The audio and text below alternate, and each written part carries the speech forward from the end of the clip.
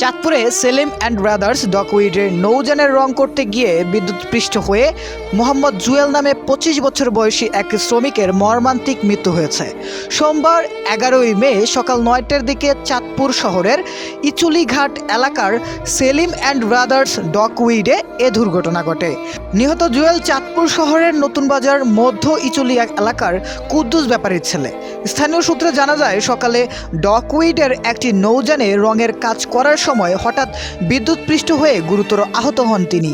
পরে সহকর্মীরা তাকে দ্রুত উদ্ধার করে হাসপাতালে নিয়ে গেলে কর্তব্যরত চিকিৎসক তাকে মৃত ঘোষণা করেন।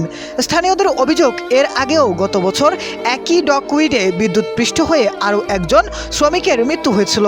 এরপরেও পর্যাপ্ত নিরাপত্তা ব্যবস্থা নিশ্চিত না করায় আবারও প্রাণহানির ঘটনা ঘটেছে।